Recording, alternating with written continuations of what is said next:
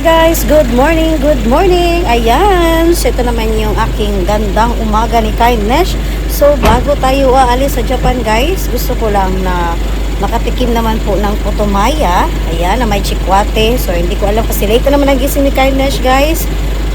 Titignan natin doon. And bago ang lahat, bago tayo aalis ng papuntang Japan, so gusto ko naman may remembrance no kasi ang sasakyan ko po is matambay na naman po ito. May ilang taon siguro. Ayan. Dahil dati is 6 years ko po siyang natambay mula nung pandemic. Pero napa-under naman namin. So ngayon is, hindi ko alam ulit kung kailan ako makaka-uwi ulit. Kaya ngayon, so pakita ko lang sa inyo guys. Vlog ko po sa inyo yung aking sasakyan. Ayan. So sa mga kababayan ko po na gusto din na bumili ng sasakyan, para maibahagi ko rin po sa inyo ang kabuuan po. Ayan. I-explain ko lang po sa inyo mamaya kung paano ako nag-loan nito noon hanggang sa natapos din bayaran. Okay? So ito yung lugar ni Kindness. Malapit lang kasi ako sa main gate guys. Ayan. So, ibahagi ko lang po sa iyo yung sasakyan ko po, no? Ayan, so almost 6 years na hindi ko siya ginamit. Mula no, kasi year 2019 ako umuwi, yun yung time na bumili ako nito. Brand new po siya nung binili ko po ito, guys. Ayan, so tingnan nyo po, marinis pa talaga yung ano niya sa loob ng machine. Ayan. So, sa mga nag-aalangan po na mga kababayan ko po sa Japan, na or sa ibang bansa, saan man kayo nakatira na nagpaplano pumili ng sasakyan, okay na okay po kahit hindi po siya gamitin kasi almost 6 years talaga po na hindi ko po ito nagamit. Ngayon pa lang kami umuwi. So, ulitin ko lang po, year 2019 kami umuwi noon. So yun yung time na nagpa-blessing ako nito. Sinabay ko po dito sa bahay. Ayan, sinabay ko yung blessing niya dito sa bahay. Tapos naman ito yung sasakyan ko po. Ayan. So, kinuha namin ito kasi 4-wheel drive po ang gusto namin dahil nga mahilig kami sa gala-gala, lalo na po sa mga probinsya. So, ito ay binahagi ko lang po guys sa mga nagpuplano po na bibili po ng sasakyan no, na minsan nyo lang magamit. Okay na okay po siya guys. As long talaga na ang ginagawa namin is kahit hindi siya tumatakbo, pinapa-under lang po namin siya sa loob no po ng garahe namin. Ayan. So, mamaya ipakita ko lang po sa inyo kung saan po ito nakagarahe. So, and then, ano siya, yung aircon, kapag pinapa-under namin, sabay din yung aircon. Ayan. So, yun po yung diskarte namin. So, okay na okay po kahit hindi po siya patakbuhin as long talaga na brand new yung sasakyan natin. Kasi proven po namin, after 6 years na umuwi kami, as long po napa-under rin lang. Ayan. At syempre, kung pwede po sa garahe, malinis po sa garahe para iwasan natin guys na may makapasok na ibang mga insekto or daga. Ayan, so be careful lang po talaga din sa kung saan yung ito igarahe. Alright, so ito po yung aking sasakyan. Ayan, Nissan Tira po, 4-wheel drive po siya. So black po yung pinili namin. So napansin nyo po guys, ayan, malinis na malinis pa po yung machine niya. Okay? So, ayan. Yung dumating kami dito, ilan pa ba yung ano nito? Takbo? 2,000 pa lang. 2,000. So, nung dumating kami dito, guys, 2,000 pa lang yung takbo niya. Ayan po. So, ganito po yung mukha ng era na kinuha namin. Okay? So, ayan. So, okay na okay po na bumili po kayo dito, guys, kahit hindi nyo po ito gamitin. Ayan, so dito tayo sa gilid po. Ayan. So, lapit ko po ng konti. Okay. Ayan, guys. Ayan po. So, sa gulong, original pa po yung gulong nito. Hindi pa namin pinalitan. Nung pinatakbo namin, okay na okay po siya. Ayan po. So, wala naman problema yung sinasabi nila na expired yung gulong. Pwede pa rin po takbuhin, guys. Okay na okay naman po. Ayan, depende po yan sa gulong. Ayan. So, yung kapitbahay ko, guys. Ohayo! Sige, sige, ingat. Ayan, kapitbahay ko rin po, guys. Pareho kami nun. Trabaho din sa Japan. May mga lahing Hapon din sila. So, and then, ito naman po yung sa body niya. Ayan. Alright? So, dito tayo guys sa likod. So, pakita ko lang talaga sa inyo. As long na kahit wala po kayo dito, yung parking area talaga ang pinaka-importante. Ayan. So, ito po is 4x4. Ayan po. Ayan. So, ito yung ano ko namin. Dito kami napapark minsan. Bye, bro! So, yung bro ko guys is head po siya ng University of Mindanao. So, mag-work na siya. Alright? So, yan po. Okay, ito po yung palibot ng Terra. Yan. Alright? So, sa loob naman po nito, guys, pakita ko yung katotohanan nyo sa takbo niya. Ayan. So, nung dumating kami dito, 2,000 pa lang yung takbo niya. So, ngayon po is, kasi ano na siya, halos ilang araw-araw bumabiyahe kami, maligo sa dagat, gala-gala. Ayan po. 3,700. Okay. No? 300 ba? 300? 3,000. 300. Ayan po guys, lapit ko ng konti. 3,374. Yan pa lang po ang takbo niya. Nung umuwi kami ngayon, yan naman tinakbo sa baba. Yan. Umuwi kami, yan, 1,287. Yan yung plus niya. Oo. So, yun po guys, ang ano niya. So, at pag yung sa gulong naman po, pagdating namin nag-warning siya kasi nga kulang ng air. Pero ngayon okay na po siya. Yan. So, yun po yung mga ano ni Kindness. Tips ko lang po sa inyo na pwede po talaga bumili ng sasakyan. Kahit itambay nyo lang po. Basta as long na safe yung parking area po. Okay? And then, ito po yung ano niya. Ayan, sa gilid. Ayan po, pakita ko lang po sa inyo yung upuan. Yung upuan po. Okay? Ayan. So, ito po is 4-wheel drive automatic. Automatic po yung kinuha ng asawa ko dahil nga po, minsan, napapagod siya pa sa mga manual, lalo na po mga traffic sa Davao kasi taga Davao City po yung husband ko. Pag pupunta kami doon, kaya mas gusto niya automatic. So, ayan. Okay na okay pa po talaga guys sa taas. Ayan, pakita ko lang po sa inyo. So, walang problema po mga kakain kapag gusto niyo po talagang bumili ng sasakyan, no? Ayan.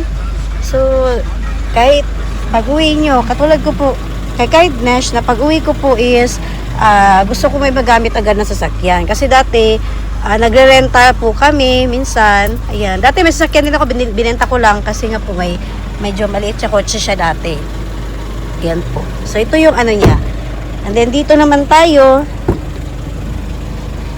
Ayan po, ito nung sa likod niya. Ayan, so kung napansin nyo po, bagong-bago pa talaga. Okay? So, walang problema, no? Kung gusto nyo talagang bumili ng sasakyan na brand new. Basta brand new lang po. Kahit itambay nyo ng ilang taon. Ayan.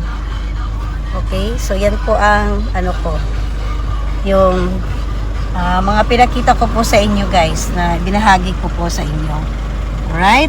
So, ayan, no? Ano pa talaga. Medyo madumi na nga ito ngayon kasi nga po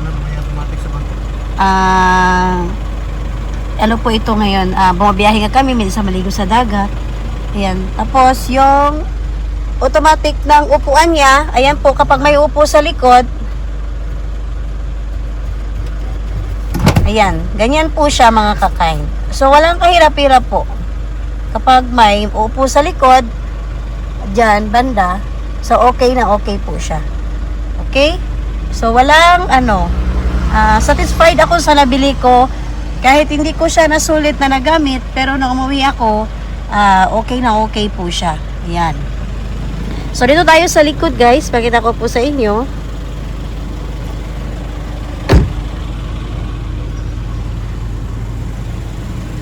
Ayan, buksan po natin ang likod para makita nyo rin po.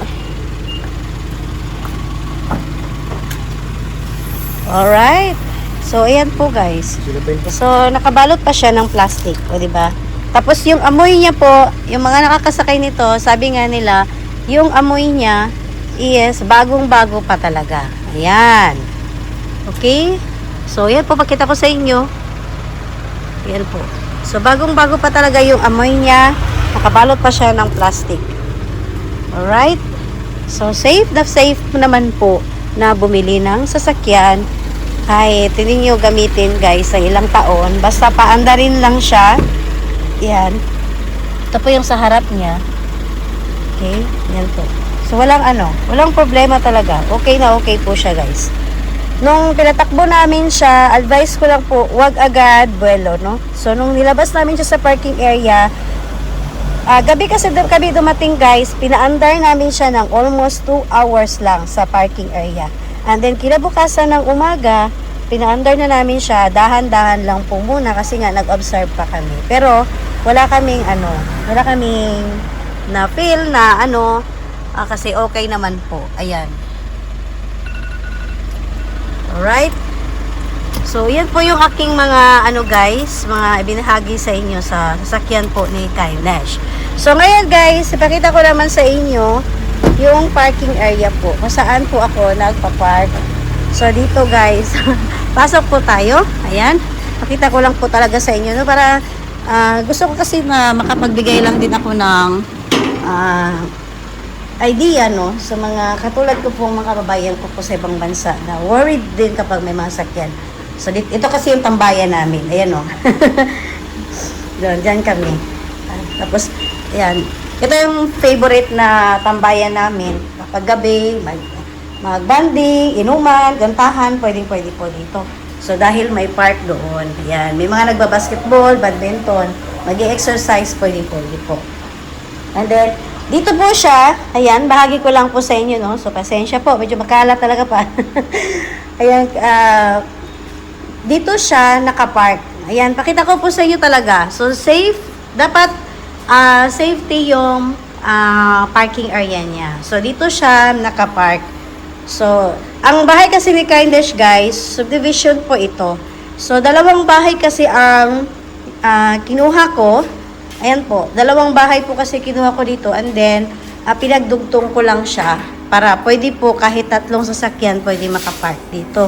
So, ayan. Nasa gitna po yung kusina ko. Yan po. So, pasensya kahit medyo makalat pa talaga. So, nasa gitna po yung kusina ko. And then, dalawa ang sala ni Kindness. So, ginawa ko itong ganito, guys, kasi para diretso talaga. Yung area ko, gusto ko, yung area talaga mahaba. Dahil nga po, pwede po dito, guys, 3 sasakyan ang makapag-park sa loob. Ayan.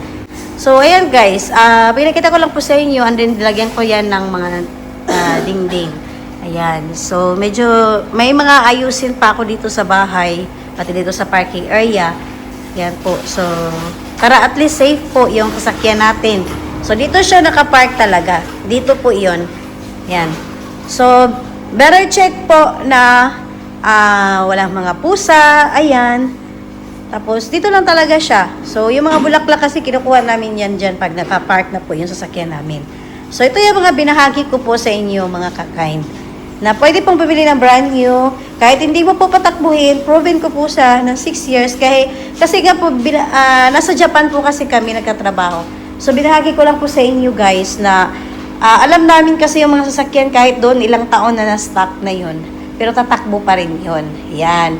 So, alam namin yung diskarte kung ano talaga, no? Na may proven kami na tumatakbo talaga mga sasakyan kahit nakatambay po siya. Alright?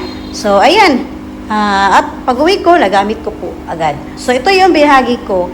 Ang parking area ni Kindness na kung may bala kayong bumili ng mga brand new na sasakyan. So, syempre, mahinayang kayo kasi brand new po. Tapos, bihira nyo lang magamit. So, ito yung advice ko guys na magpagawa kayo ng garage talaga, no? Yan po. Para hindi siya basta-basta. Kasi pag sa labas lang, kawawa po yung sasakyan natin. So, yan. Alright? So, sana is nagustuhan nyo rin po yung binahagi ni Kindness. So, ngayon is pupunta ako guys sa Tagum proper mismo. Yan. Kasi bibili ako ng putumaya. Alright? Samahan niyo pa ako guys sa bakasyon po ni Kindness.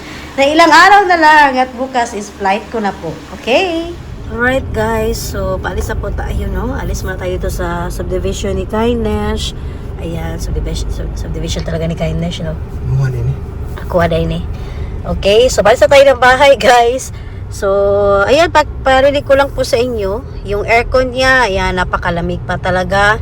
Okay na okay po yung Sa makina, wala kaming parang walang aberya. Ayan, okay na okay po. Tinry na rin namin yung speed niya na minsan parang makipaghabulan para yung lang namin, tinry lang namin siya katulad ng dati kung okay naman po. Ayan, so kung narinig niyo po guys, ang machine niya, ayan, ang ating sasakyan, wala pong mga tumutunog, okay na okay po talaga.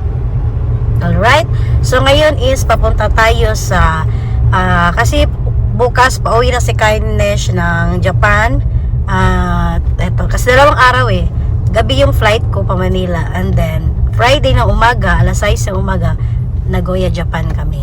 So, bibili ako guys, mag-order kasi ako ng bingka dahil papasalubong ko po doon sa mga sister-in-law ko. Ayan, so puntahan natin doon. Ay, diretso. Tapos try ko po na makumain ng putumaya dito sa Tagum City kasi may sikat siya na putumaya dito na pwede ka kumain doon at may chikwate. Alright? So ayan guys, ito yung mamimiss ko no sa Tagum City. Ayan. So pupunta po kayo guys, marami mga palm trees yung kikita dito sa Tagum City. So hindi ko naman alam po kung kailan ako makakabalik ulit. Ayan. Dahil nga po, syempre priority kasi natin trabaho po talaga.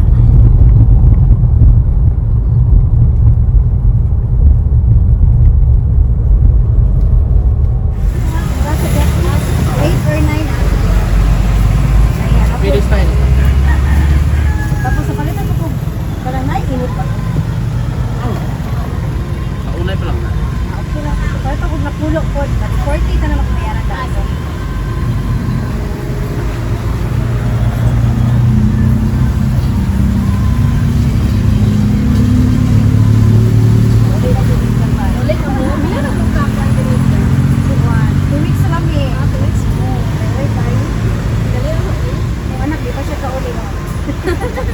Bitin ang bakasyon.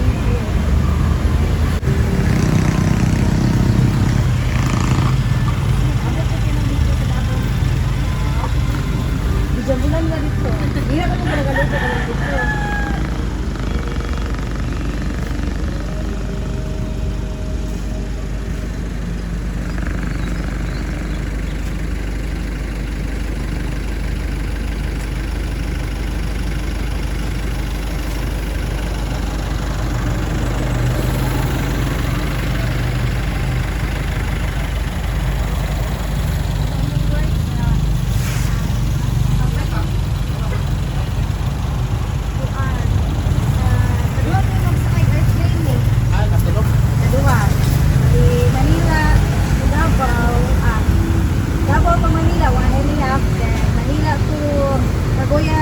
Japan, 3 and a half.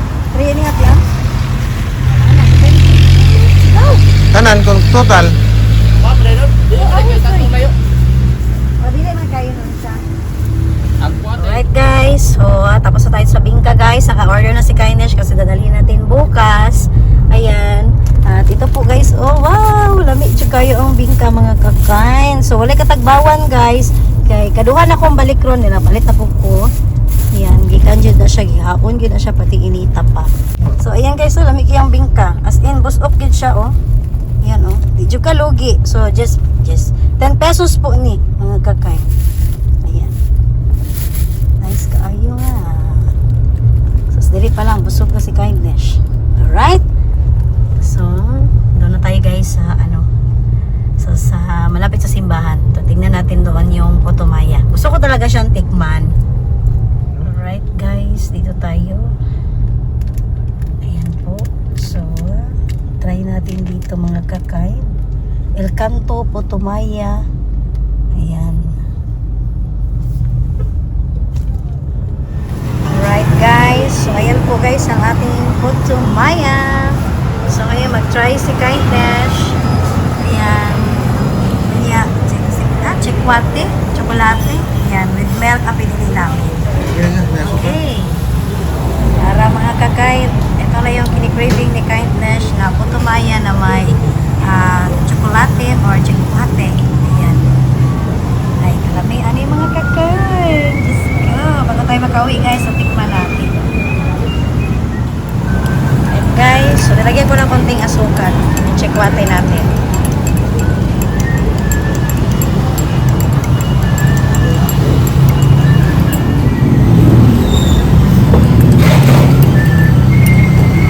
Sina na ito mga kakain. Ah, namiya ko chekwate gid no? Hindi kayo mga kakain. Chekwate gid siya. Oh, kalami. Yung putumaya guys. Nako.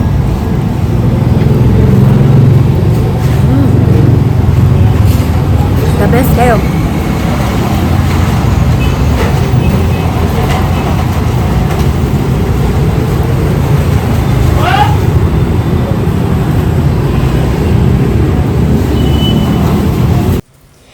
Alright po mga kakain. So ngayon po, after ko pong kumain, ayan, so dumaan po kami dito sa simbahan po ng katedral. So ito po yung simbahan na ito. Noon pa, is malapit lang po ito sa City Hall po ng Tagum City. So, nang nagpa-process ako ng mga papers noon, dito po ako dumadaan after po sa mga processing ng mga papeles. So, dito kami nagsisimba rin ng pamilya ko nung nag-aaral pa si Kindness, nung bata pa po ako. So, dito rin kami nagsisimba and then palagi akong dumadaan dito guys at nagdadasal. Kaya tuwing umuwi ako, dito ako dumadaan. Alright guys, so ngayon po is nabusog talaga si Kindness. Kumain ako, nakaubos ako sa 2 balot ng putumaya. So, bala ko sanang mag-order kasi dalhin ko sana sa Japan. Pero sabi ng may-ari, ano daw kasi, baka mapanis daw kasi kinabukasan pa ako darating sa Japan. So, iniiwasan nila baka daw masira tayo. Ayan, yung tiyan natin. So, pati rin ako guys, syempre pasalubong natin baka may magkaproblema pa tayo sa mga sister-in-law ko, no? So, ayan guys, at least kaya paano natikman ko. Ayan, yung kanilang chikwate, napakasarap po. And then, syempre guys, dumaan din ako dito sa simbahan kasi yung sa Tagum City po, yung putumaya na pinagkainan namin dito, magkatapat lang po ng simbahan. So yung simbahan na po na iyon, dito pa si Kaidesh nag-aaral, dito kami palagi ng pamilya ko nagsisimba. Ayan, so kahit noon pa, hindi pa ako umalis ng Japan, dito talaga ako nagsisimba, nagdadasal. Yun po. So hindi ko talaga yun nakakalimutan, no? Na tuwing umuwi ako, before and after, pupunta talaga ako ng simbahan. Ayan. So, palaging dasal ni Kindness talaga. Guidance lang palagi. At yung good health lang tayo palagi, guys. Okay? So, yun po. And then, so last na pupuntahan namin ngayon, guys, is yung maghahanap kasi kami ng marang. Yung anak ko gusto niya yung marang. Ewan ko bakit ngayong uwi namin. Dati kasi madaming marang. Ngayon parang hindi siya season ng marang. So, tingnan natin kung may mahanap tayo. Bago ako uwi ng bahay. Ayan. So, ayan guys, dito tayo ngayon sa mga fruit stand po tayo. Ayan, ito ba yung cultural center? Hindi ko na talaga maano guys. Ayan. So, kahit pa paano, no, kahit bukas na yung flight natin, mamaya pag uwi ko, mag-i-impake ako eh. Hinihirit ko pa rin na makita dito. Ayan. Yung mga fruit stand po. Ayan, hanap natin mga prutas. Sana may makita tayo dito marang. Alright guys, so wala kaming nakitang marang doon sa cultural center. Ayan. So, bakit kaya ano? Wala talaga. Wala kaming nakita guys. Ano palingki dito ko? Oo naman, dere. Pero mahal siguro sila magamay na sila. Depende rin. So, ayan, may traffic lights na rin po ang Tagum City. So, minsan daw guys, walang traffic light. Hindi nila pinapagana. Iwan ko anong araw yun. Sabi ng kapatid ko. Pag ganitong araw, may mga work, gumagana yung traffic lights. Alright guys, so nandito na tayo sa Tagum City Public Market. So, hinahanap namin, prutas. Kailangan hantay gawa ka. Tama ba? Tama. Nasanay ako Japan eh. Ayan, so bakit kaya wala akong makita ngayon na na mga marang. Dati-dati ang dami eh. Dun banda saan? Dili man. Ala. Ayan. Wala tayong parking area nito. Doon tayo sa harapan. Doon. Pwede ba Bawal. mag-park? Bawal. Bawal. Hindi mag-park. Dali ko. Yan. Marking lagi sila. Ayan. Ang daming pinyalap. Oh. Maghanap ka lang ng parking. Man. Punta tayo dito. So, wala ang tani motor mga kwarta. Dili kaya mag-hazard lang ko dali. Kani. So, Kani dili na. Magagi masakyanan. alright po mga kakain. So ngayon po is nandito na po kami mismo sa Tagum City Public Market po. So dito guys, halos dito banda, ito yung part ng mga fruit stand. Ayan. So malaki po ang Tagum City Public Market. So talagang kung saan ka po pwedeng magbili ng mga karne, mga prutas, ayan po. So talagang in order po dito at malinis rin po ang public market ng Tagum City. Ayan. So syempre guys, proud po si Kindness dyan. So bumili kami ng pinya dahil Japan or Philippines talaga, mahilig yung husband ko po sa pinya. Okay? And then, ngayon, nandito rin kami. Tinitignan ko rin guys yung mga prices ng, katulad ng apple kasi marami rin po sa Japan. So, ayan, okay naman yung mga presyo. Yan po. So, hinahanap ko rin po yung guys kasi iba-iba rin po ang variety ng apple. Yan. So, isa sa mga may recommend ni Kindness, masarap ang Fuji apple. Okay? Kahit sa Japan, yan po ang isa sa mga gusto ng mga Japanese kasi masarap po talaga ang apple na Fuji. Alright? So, bumili ako guys dyan ng para sa aking pamangkin. Yan. So, next time siguro kapag uuwi ako, dahil alam ko na favorite niya ang apple, magdala na lang talaga si Kindness. So, ayun guys, hindi ko na siya na-vlog no, na binabalatan namin yung pinya. Yan. So, mega love shout out po, Kuya. Thank you. Yan po. So, ito yung, isa lang yung binili namin. Kasi nga po, mahirap din po guys, no? Yan po isa sa advice ko is mag-ingat rin po tayo sa pagbili-bili natin ng mga prutas, lalo na kapag malapit na po yung biyahe natin. Ayan, katulad po niyan, manggang hinog. So, bumili rin po si Kindness. So, mahirap din po kasi guys kung paiba-iba yung kakainin natin, especially sa mga fruits. Lalo na kung malapit na po yung flight natin, be careful po. Kasi nga, baka magka-aberya tayo sa biyahe natin. Okay? Dahil nangyari na rin po yan kay Kindness. Yan po yung tips ko po. Alright guys, so ayun po yung mga pinakita ni Kindness. Wala talagang marang daw po. Nagtanong na ako. Kasi palipat-lipat kami ng sa mga prutasan. Walang marang po mga kakain. And then, ayan po, nakabili ako ng mangga. Excited na mukha si Kindness. Pero morning ang tamis na mangga guys. Ayan. So, tatlo pong malalaki ang binili ko na mangga. And then, ayan, kumain na yung asawa ko. Tamis? Lami kayo guys. Oh, ang atong pinya. Ayan, tamis daw. Lami daw kayo. Then, yung ating bingka. Ayan. Tapos, bumili lang ako ng isang apple para sa pamangkin ko. So, hindi ako bumili kasi maraming apple sa Japan. Yung pamangkin ko kasi mahilig yun sa apple. Pag uwi sa bahay, may pasalubong. Okay, so yun po guys ang mga binahagi ko po sa inyo no sa bakasyon ko po dito sa Japan. Ayan, bukas na ang flight ni Kindness. Uy, gusto ko na maiyak guys. Parang ayaw ko pa umuwi no. Pero okay lang dahil nga po yun yung ano natin source of income natin nasa ibang bansa po. So, maganda po. Bahagi ko po sa inyo guys. Lalo po sa mga bayan ko po. Kung gusto niyo po talaga na stay na dito sa Pilipinas no. Mag-business talaga, negosyo po. So, may mga plano na si Kindness, may mga idea ako. Ayan, so, please po, subabayan nyo lang po guys, para naman kung may mga plano ako, may mga ideas tayo sa pagdating dito sa Pilipinas o sa ibang bansa, ay maibahagi ko naman po sa inyo. Ayan, so ito po yung mga kabuuan guys ng vlog ko sa umagang ito. Mula sa sakyan ko po, mula sa pagbingka ko, pagbili namin ng bingka, ayan, pabili namin ng bingka po, and then pasalubong ko para bukas dalhin namin sa Japan.